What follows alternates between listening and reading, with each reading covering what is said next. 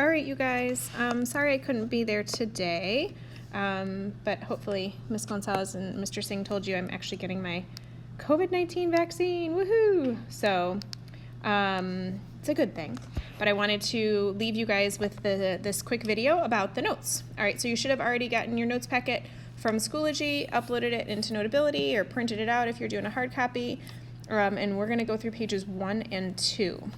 This unit 4, chapter 4, is a good, I think you guys will enjoy this unit. It's all about graphing, okay? So by the end of this, you are going to be graphing experts.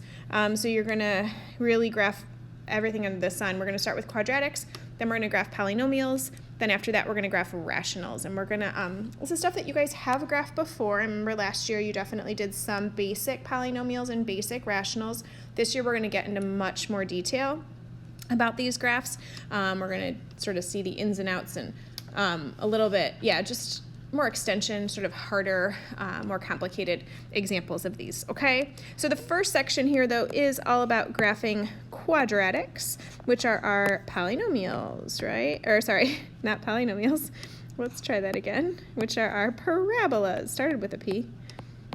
All right, so our parabolas, right? And we just graph parabolas. We talked about it when we did conic sections, right, last unit. So this should be a little bit of review, but I want to talk about a couple different ways to graph parabolas and graph quadratics. So there's one format, which is vertex form, which we talked about before. Whoa. So vertex form is y equals a times x minus h squared plus k. And now today we're really only going to talk about y equals parabolas. I know last unit we did talk about the x equals, which are your sideways parabolas. This unit is really going to focus more on your vertical up and down, but you do also know that it could be side by side if it's x equals. And this gives us a vertex at h comma k. Change the sign of h, keep the sign of k when it's in vertex form. And so that's when it's really easy to graph, when it's in vertex form. If it's not in vertex form, it's usually in standard form. And that's our y equals ax squared plus bx plus c. And for those ones, to graph those, you can either complete the square to get it into vertex form and then graph it, or you can use the other method of finding the x coordinate of the vertex by using this little formula, negative b over 2a, and then finding your y-intercept at 0, comma c. So that's always really nice that this constant term over here, that's always your y-intercept when it's in standard form. Not when it's in vertex form, okay? Only when it's in standard form. So that'll help you graphing as well. So again, our focus here is on graphing these parabolas. And so I'm going to show you 2 different ways to graph each one, and you can really pick which way you prefer. I'm not going to force you to use one method over the other. If you like completing the square, go for it. If you'd rather use x equals negative b over 2a, you can go for that, okay? So either one works. All right, so we're going to graph this parabola right here. It's in standard form. We want to find the vertex, axis of symmetry, x and y intercepts, max and min or min value, and then sketch the graph. So let's talk about all those things. All right, so completing the square, let's just review our steps. We just did completing the square last unit. So I'm going to group x squared plus 6x. There's no coefficient in front. It's like a 1 for a, so I don't have to worry about factoring out that coefficient.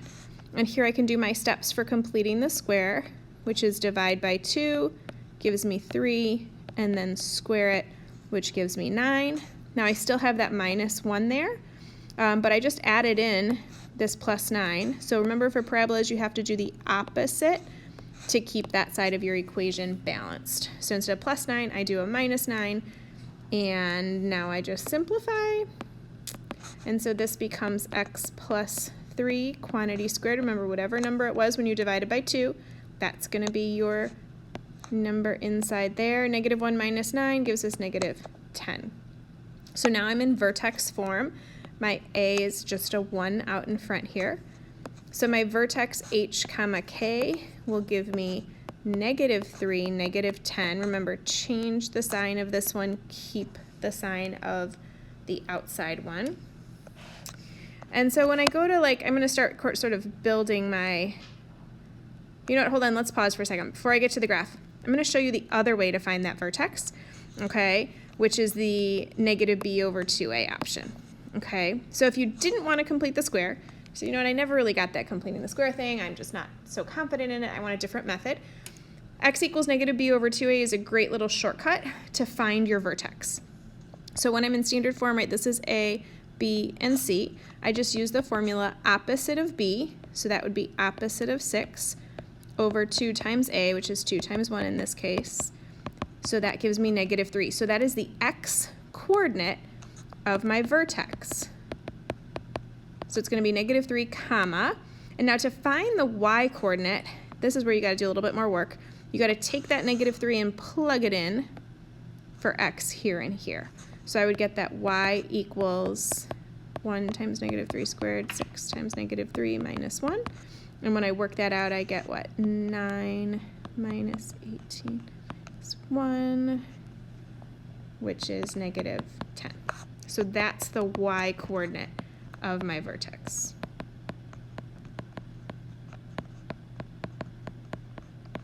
Okay, so that's the alternative method. You can do either method, and depends on the equation too. Some equations are easy to complete the square. Other ones it might be harder to complete the square, so you'd rather just do negative b over 2a. Okay, it's a really nice quick method to find that vertex. Okay, so either way, I've got my vertex at negative 3, negative 10.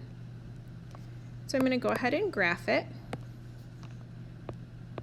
I like to build my graph, and this will be a theme throughout this whole chapter, that I like to build my graph as I go. So as I learn a little bit of information about the graph, I start building it on the graph. And then you can just kind of put all your pieces together, and then by the end you'll have a nice graph. All right, so that's my vertex. This is a standard size. It's got a 1 for A, so we know it's positive. It's going to open upward. Okay, I need a couple more bits of information. The axis of symmetry is just that vertical, in this case, since these are vertical parabolas, vertical axis that's going to go down the middle of my parabola. This was my vertex, right? So this line here is my axis of symmetry. And so it's a vertical line, which means it would be x equals, and it's just going to be at whatever that x value of my vertex was, which is negative 3. Oops, I said negative 3. Negative 3. Okay, so that's my axis of symmetry right down the middle. All right, so for x-intercepts, you always plug in 0 for y, and for y-intercepts, you plug in 0 for x. All right, so x-intercepts, let's try this. Plug in 0 for y, which means I get 0 equals x squared plus 6x minus 1. And now I need to solve that. Does that factor? No, it does not. So if it does not factor, guess what I have to do? Quadratic formula. X equals opposite b plus or minus square root b squared minus 4ac all over 2a. I know my family hates when I sing. So what is that, square root of 40? And we simplify. And I keep simplifying. So I think I get, what, negative 3 plus or minus root 10, comma 0. Okay, so that doesn't really help me much with my graph. It is important information to know that I can find my x-intercepts, otherwise known as my solutions and my roots of the equation. But if I don't have a calculator, and this whole chapter is non-calculator allowed, I'm not exactly sure where that is. Negative 3 plus root 10 and blah, blah, I don't know. Some decimal somewhere, right? So it doesn't help me too much. I could figure it out, right? But again, it's going to be a very rough estimate. So let's work with the y-intercept to get some valid points for the rest of our graph, okay? Y-intercept, I just plug in 0 for x, right? So when I plug in 0 for x, y equals 0 plus 6 times 0 minus 1. I just get negative 1, and that's what I mentioned up above, that it's always equal to c, right? So whatever the c value was, that's going to be my y-intercept. So 0 comma negative 1. All right, so that gives me a good point right here. And then I can just use symmetry. The nice thing about our parabolas is they are symmetric. So I just go symmetrically to the other side of my axis of symmetry. I go 3 spaces away, and that gives me another point. And so that's good enough. If I can have 3 valid points, That gives me enough shape for my parabola to graph it, and it looks great. Okay, the last question this asked about was maximum or minimum value. So one thing I want you to be sure of is anytime it asks about a value, this is always the y coordinate. In this case, it's a minimum, so it's the y coordinate of my vertex. So that's down here, that was at -10, right? And it's just that number, that's it, okay? Just -10. And I think we're done. That's everything it asks. So vertex is the most important to find right away. Axis of symmetry, just that line down the middle. X-intercepts can be helpful if they're nice numbers. It can help you with graphing. If they're not so nice numbers, it's just important to kind of have as information, but not going to really help with graphing. Y-intercept definitely helps with graphing.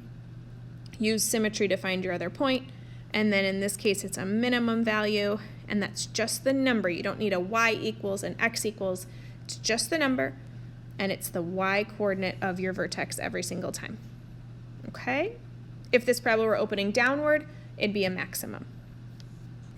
All right, if I'm going too fast, that's why this is a video. You can always pause and rewind me and go slower if you need it.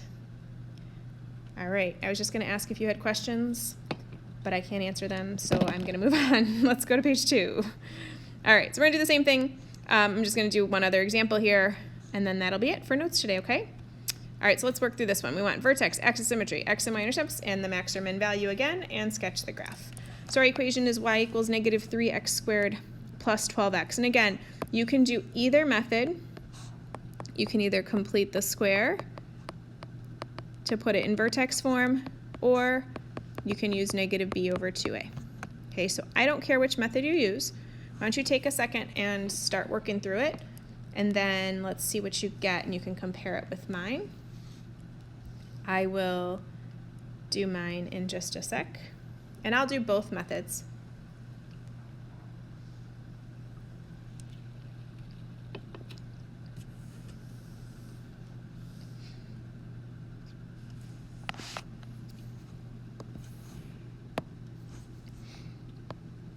Okay, so for completing the square, I would have to factor out a -3 first. Right, that leaves me with a -4x in the middle, divide by 2, and square it. Now this is like a +0, right? There really was like nothing over here, so it's a c value of 0. But then I really, remember, added a -3 times 2, which is -6, so I have to do the opposite and do a +6 to counterbalance that. Okay, and then when I write it out in vertex form, -3x minus 2 quantity squared plus 6. So there's my vertex form. Is that what you got? If I do opposite of b/2a, similar process here. This is a, b, and c. So opposite of b would be -12 over 2 times -3, and I get x equals 2. So that's the x coordinate of my vertex. So to find the y coordinate, I got to take that 2 and plug it back in.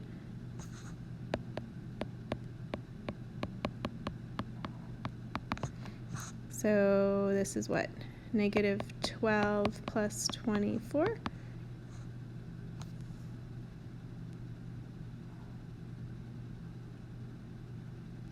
Hold on, what's wrong?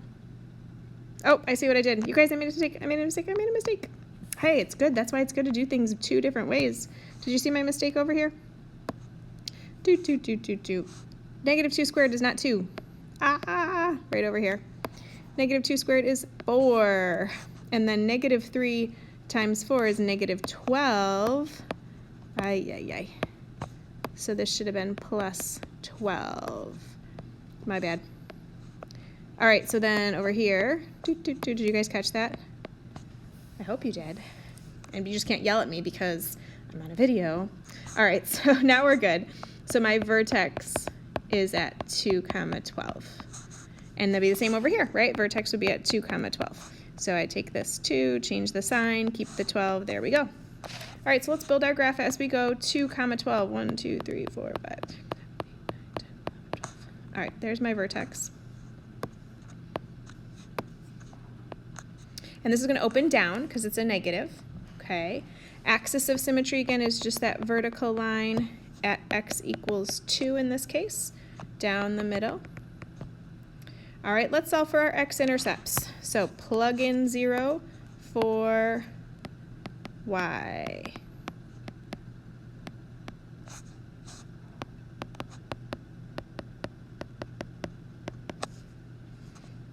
So this one I can factor out a negative 3x, really. I'm left with x minus 4, and that'll give me my 2 zeros.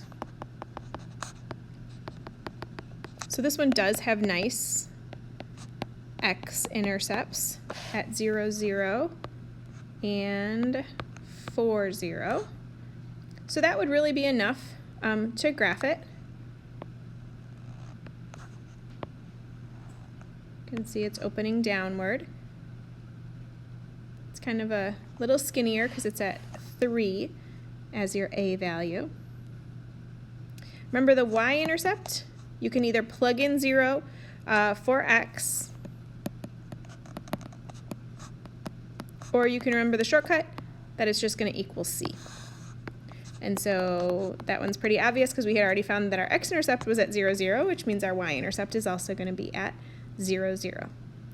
Remember what I said about that max or min value? In this case, it'll be a maximum because it's up here at the top, and it's always the y coordinate, which was at 12, and it's just that number, right? So whatever your y coordinate or your vertex is, that's going to be your maximum or your minimum value. And we're done. That's our graph, okay? So you're going to get a chance to practice all this now.